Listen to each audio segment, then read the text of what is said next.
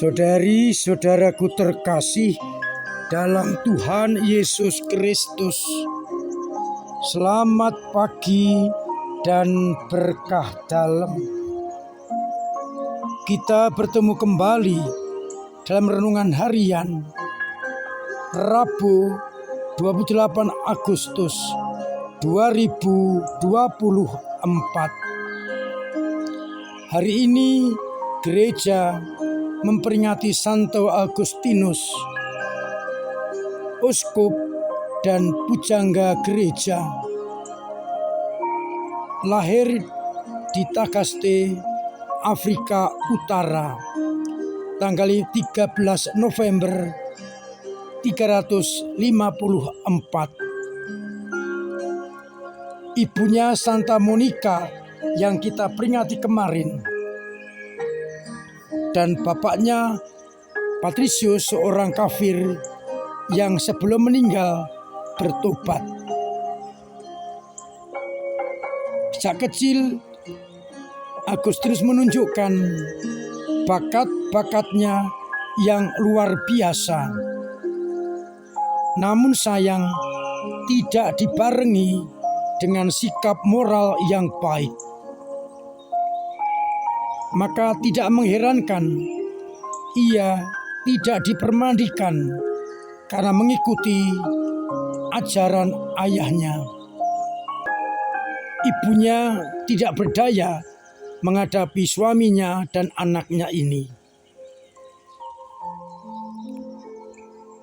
Karena ia pandai, setelah agak besar ia dikirim ke Roma untuk belajar berbagai macam bahasa Latin dan tulisan Latin.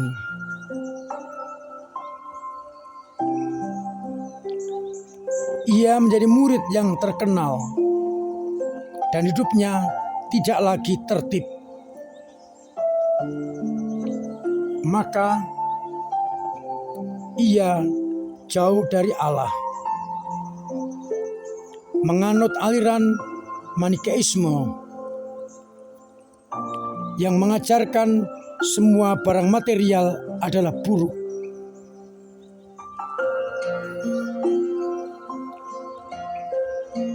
Ia bertobat dari Manikeisme ketika ia melihat kebodohan Faustus, seorang pengajar Manikeisme.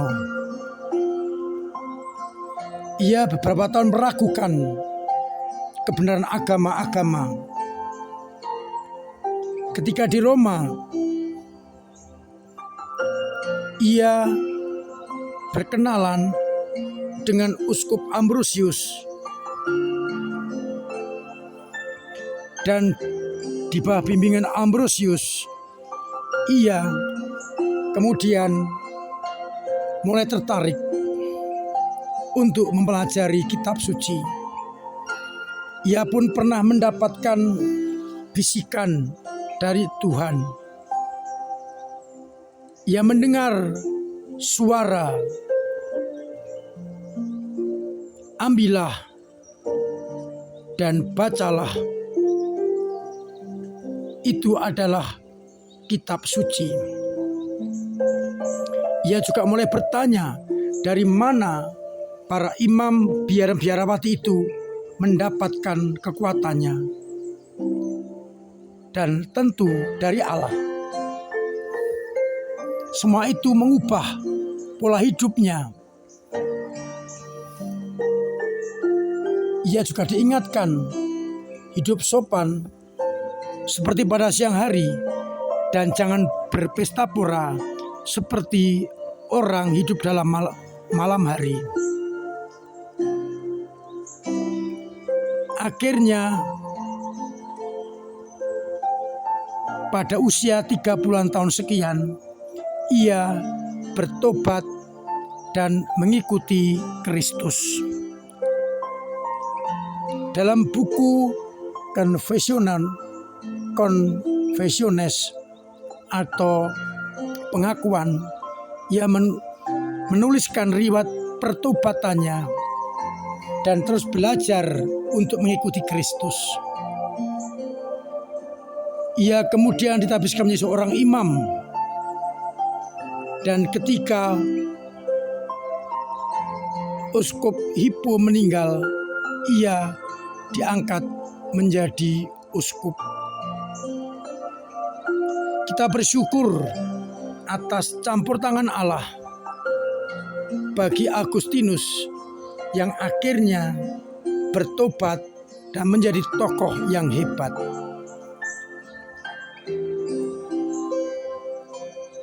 Saudara-saudaraku terkasih, bacaan Ekaristi yang akan kita dengarkan hari ini, bacaan pertama dari surat Paulus kepada jemaat di Tesalonika, mengisahkan bagaimana Paulus memberikan contoh seorang pekerja patut mendapat upahnya, maka ia pun bekerja supaya dia dapat makan.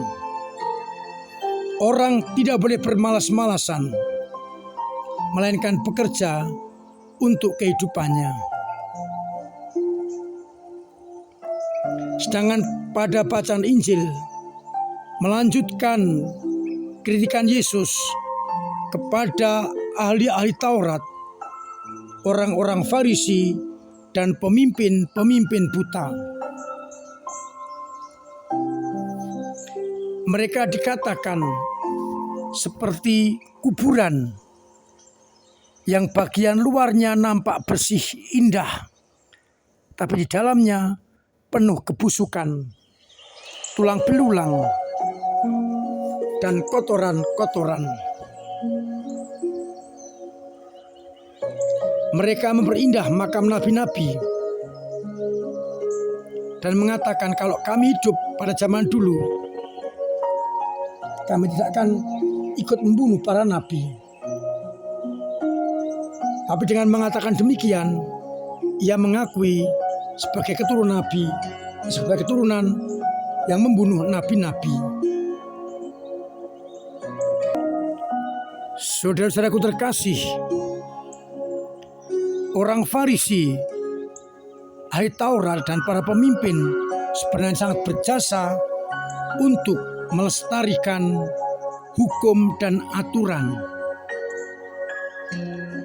Tetapi mengapa mereka dididik Yesus? Karena mereka seperti orang-orang munafik yang nampaknya baik, tapi sebenarnya mereka jahat. Seperti kuburan, bagian luar nampaknya indah, di dalamnya berisi kotoran, tulang belulang, dan hal-hal yang sungguh tidak baik. Maka yang dikritik oleh Yesus adalah sikap orang-orang Farisi, ahli Taurat, pemimpin buta, yang mencoba mengelabui orang dengan tindakan-tindakan yang baik. Tapi sebenarnya di balik itu banyak hal yang tidak berkenan kepada Allah. Maka kita belajar dari mereka. Jangan sampai kita hanya seolah-olah baik, hanya nampaknya baik.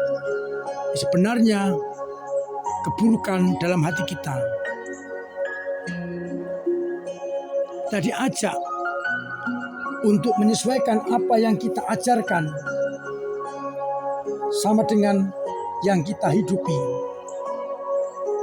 agar akhirnya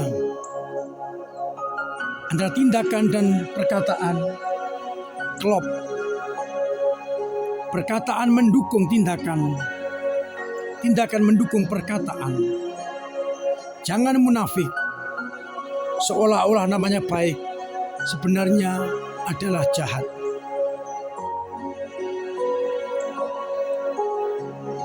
Kalaupun kita bersalah, kita akui dan bertobat seperti Agustinus yang akhirnya jadi tokoh yang hebat.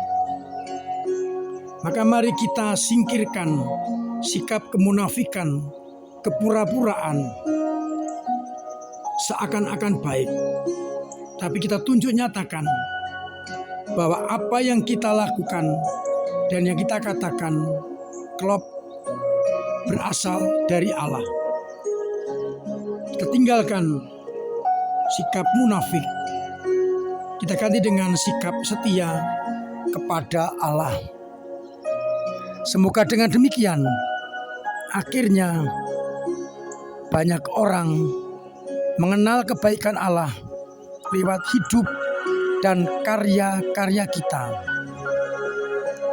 Tuhan memberkati kita sekalian. Amin.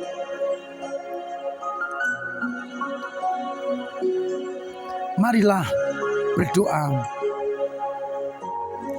Bapa yang penuh kasih, kami bersyukur atas sabda-Mu yang mengingatkan kepada kami untuk hidup sejujurnya di hadapan-Mu. Bukan pura-pura, bukan munafik,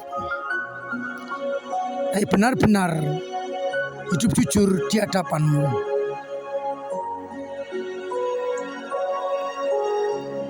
Biarlah kami semakin menunjukkan kualitas hidup sebagai anak-anak-Mu. Kuatkanlah iman kami yang kadang lemah, kadang jatuh, kadang mandek. Semoga dengan bantuan-Mu, iman kami terus berkembang. Semoga umat-Mu yang sakit Engkau sembuhkan, yang punya beban berat Engkau ringankan, yang punya persoalan Engkau bantu untuk mengurai, agar mereka tetap mengalami cinta kasih-Mu. Untuk itu, sertai kami dengan berkat-Mu sendiri, Bapa dan Putra dan Roh Kudus. Amin. Saudara-saudaraku terkasih, tetap saya undang, saya dorong untuk terus mengusahakan pola hidup sehat, agar kita tetap sehat. Mari kita meriahkan Jalan Sehat besok Sabtu dengan berbondong-bondong untuk mengikutinya. Banyak door prize yang dapat kita bawa pulang. Saya mengusulkan nanti Sabtu 5:30 kita semua misa dengan kaos hijau sehingga gereja penuh. Lalu kita akan melanjutkan dengan jalan sehat. Terima kasih untuk semua peran serta penjenengan bagi gereja dengan doa-doa, tenaga dan karya, serta dana yang sangat membantu kehidupan gereja. Semoga dengan cara itu gereja kita semakin eksis menghadirkan kerajaan Allah. Akhirnya saya mengucapkan selamat pagi, selamat merenungkan, salam sehat, Tuhan memberkati.